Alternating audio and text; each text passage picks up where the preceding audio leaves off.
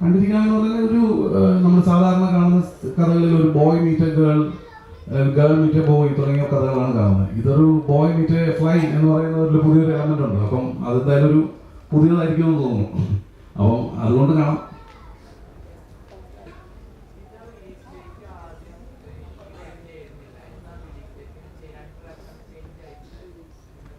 നമ്മുടെ ഈ 3D ഒരുപാട് ടെസ്റ്റുകൾ ഉണ്ടായിരുന്നു. നമുക്ക് യൂസർ ആൻഡ് ടെസ്റ്റുകളുണ്ട്, അങ്ങനെ പല പല ടെസ്റ്റുകളുണ്ട്. അപ്പോൾ അത് ഇടയ്ക്കിടയ്ക്ക് വരുമ്പോൾ ക്ലിയർ ആവില്ല. അപ്പോൾ നമ്മുടെ വർക്ക് ഫിനിഷ് അയച്ചിട്ട് ഇറക്കാമെന്ന് വിചാരിച്ചിട്ടാണ് അത് മാറ്റിക്കൊണ്ടിരുന്നത്.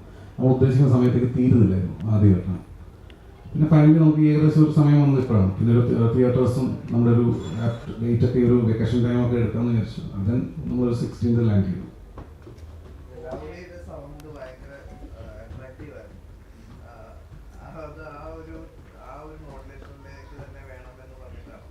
ആക്ച്വലി ഉണ്ണിമായാണ് ലവ്ലി ആയിട്ട് ആക്ട് ചെയ്തിട്ടുള്ളത്. ഉണ്ണിമായ തന്നെ പ്രസൻസിലുണ്ട്. ഉണ്ണിമായാണ് ലവ്ലി. ഉണ്ണിമായുടെ ഫീച്ചേഴ്സും ഉണ്ണിമായുടെ ടോക്കിംഗ് സ്റ്റൈൽസ് ഒക്കെ നമ്മൾ എല്ലാത്തിനും അഡോപ്റ്റ് ചെയ്തിരിക്കുന്നത്. സൗണ്ട് നമ്മൾ ശിവാംഗി എന്ന് പറഞ്ഞിട്ട് ഒരാളാണ് ചെയ്തിട്ടുള്ളത്. ശിവാംഗി കൃഷ്ണകുമാറാണ് ചെയ്തിട്ടുള്ളത്. അപ്പോൾ എന്താണെന്ന് വെച്ചാൽ ആ വോയിസ് കുറച്ച് ഏജ് വൈസ് കുറച്ചും കൂടെ കിട്ടാൻ വേണ്ടിയിട്ടാണ്. ബാക്കി ആസ് എ ഉണ്ണിമായാണ് നമ്മുടെ റെഫറൻസ് ക്യാരക്ടർ ലവ്ലി. എല്ലാ ഷോട്ടുകളും ഉണ്ണിമായ അഭിനയിച്ച് അത് നമ്മൾ ക്യാപ്ചർ ചെയ്ത് അത് വെച്ചിട്ടാണ് ലവ്ലി അനിമേറ്റ് ചെയ്തിരിക്കുന്നത്. കുറച്ചും കൂടെ അത് പറയാൻ അനീഷൻ ആയിരിക്കും കുറച്ചും കൂടെ നന്നായിട്ട് അത് പറയാം.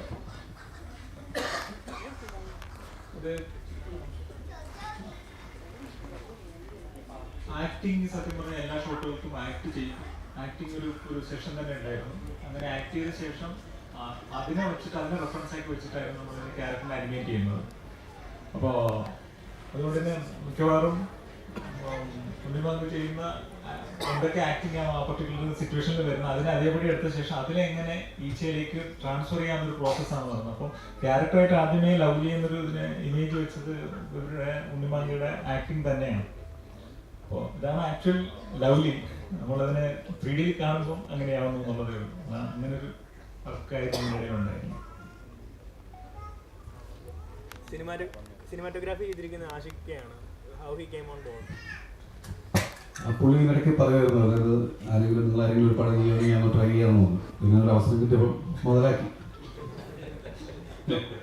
ഇപ്പം മാത്യുവിനോട് ചോദിക്കുകയാണെങ്കിൽ ഇപ്പോൾ ആഷിഖ് ഒരു ബ്രില്യൻ്റ് ആയിട്ടുള്ള ഒരു ഡയറക്ടറാണ്. അപ്പോൾ അദ്ദേഹം ക്യാമറയ്ക്ക് മുന്നിൽ നിൽക്കുമ്പം ആ ഒരു എക്സ്പീരിയൻസ് എങ്ങനെ ഉണ്ടായിരുന്നു?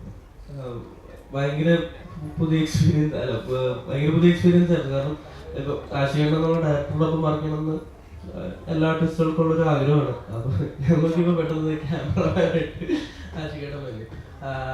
അപ്പോൾ അല്ല, അതെനിക്ക് ഭയങ്കര ഇൻട്രസ്റ്റിംഗ് ആയിരുന്നു. ആ ഒരു പിന്നെ ഇവരുടെ ഡൈനാമിക്സ് കാണാൻ എനിക്ക് ഭയങ്കര ഇൻട്രസ്റ്റിംഗ് ആയിരുന്നു. കാരണം ഇവർ വർക്ക് ചെയ്തിട്ടുള്ള ഒരു ഡയറക്ടർ റൈറ്റർ എന്നൊക്കെ ഉള്ള രീതിയിൽ നിന്ന് മാറി ഇപ്പോൾ ദിലീഷ് ചേട്ടൻ ഡയറക്ടർ റൈറ്ററും ആഷിഖേട്ടൻ ക്യാമറയും ചെയ്യുമ്പോൾ അവരുടെ ഒരു കെമിസ്ട്രി ഭയങ്കര രസമായിരുന്നു.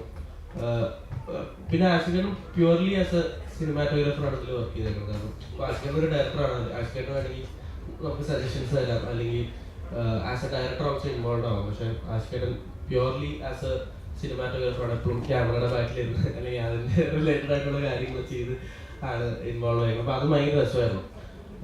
ഭയങ്കര അടിപൊളിയായിരുന്നു ആഷിഖേട്ടനൊപ്പം. അതായത് പല സിനിമകളിലും ഇതിന് മുമ്പുണ്ടായിരുന്ന പല സിനിമകളിലും പുള്ളി ഒരു ക്യാമറമാനിലേക്കുള്ള ഒരു ഡ്രൈവ് ഉണ്ടെന്ന് പലപ്പോഴും നമുക്കൊക്കെ തോന്നിയിട്ടുണ്ട്. അപ്പോൾ എന്തായാലും ഇതിൽ വന്നപ്പം അങ്ങനെ ആദ്യമായിട്ടൊരു ക്യാമറ ചെയ്തു. പിന്നെ റൈഫിൾ ക്ലബ്ബിൽ പുള്ളി രണ്ടാമതൊരു സിനിമയായിട്ടും അതിലും ക്യാമറ ചെയ്തിട്ടുണ്ട്. പിന്നെ പുള്ളി ഒരു ക്യാമറമാനായി മുന്നോട്ട് പോകുമെന്നുള്ളത് നമുക്ക് കണ്ടറിയാം. അതെ അതെ അതെ അതെ.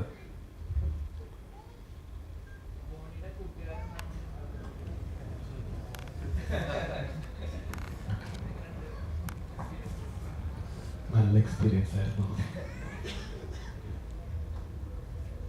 ഇത്ര നല്ലൊരു ക്രൂവിൻ്റെ ഒപ്പം തന്നെ വർക്ക് ചെയ്യാൻ പറ്റി വളരെ നല്ലൊരു എക്സ്പീരിയൻസ് ആയിരുന്നു.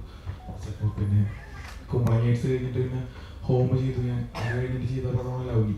അപ്പോൾ ഈ ക്രൂവിൻ്റെ ഒപ്പം തന്നെ മാത്യുവിൻ്റെ ഒപ്പം തന്നെ അഭിനയിക്കാൻ പറ്റി എനിക്ക് നല്ലൊരു കംഫോർട്ടായിരുന്നു. പിന്നെ ആഷിഖേട്ടൻ ക്യാമറ ചെയ്യുന്നു എന്നൊക്കെ പറഞ്ഞപ്പോൾ ഞാൻ എക്സൈറ്റഡ് ആയിരുന്നു. എല്ലാവരും ഉണ്ടായി, കൂളായിരുന്നു. അപ്പം ഞാനും സെയിം.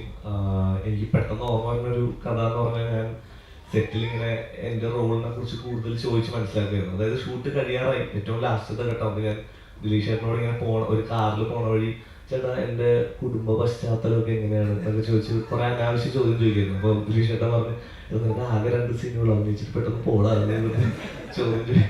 അപ്പം ഭയങ്കര എൻജോയ് ചെയ്ത് ചെയ്തൊരു ഷൂട്ടാണ്. അപ്പം ഭയങ്കര ഭാഗ്യം എന്ന് വെച്ചാൽ ഞാനിപ്പോൾ അഭിനയിച്ച പടക്കളം എന്ന് പറഞ്ഞിട്ടൊരു സിനിമയും തിയേറ്ററുകളിലുണ്ട്. അപ്പം അതേ സമയത്ത് മറ്റൊരു സിനിമയും കൂടെ വരിക എന്ന് പറഞ്ഞാൽ ഭയങ്കര എക്സൈറ്റിംഗ് ആണ് ആസ് എൻ ആക്ടർ. അപ്പം പ്രത്യേകിച്ച് ഒരു 3D സിനിമ എന്നൊക്കെ പറയുമ്പോൾ നമുക്കിനി ഭാവിയിലേക്കൊക്കെ പറയാമല്ലോ നമ്മളൊരു 3D പടത്തിൽ അഭിനയിച്ചിട്ടുണ്ട് എന്ന്. അത്രയും ഭയങ്കര സന്തോഷം തോന്നുന്നു ഒരു ടെക്നിക്കലി ഇത്ര അഡ്വാൻസ്ഡ് ആയിട്ടൊരു പടത്തിന്റെ ഭാഗമായി. ബാക്കി നിങ്ങൾ പറയുന്നതാണ് ഞാൻ കേൾക്കാൻ ആഗ്രഹിക്കുന്നത്. എങ്ങനെ ഉണ്ടായിരുന്നു പടം, അല്ലെങ്കിൽ നിങ്ങൾക്ക് എങ്ങനെ വിഷ്വല് എങ്ങനെ തോന്നി, 3D എഫക്ട്സും സാധനങ്ങളും എങ്ങനെ തോന്നി എന്നറിയാനും നമുക്കും ഭയങ്കര എക്സൈറ്റ്മെന്റ് ഉണ്ട്. സോ അതാണ്.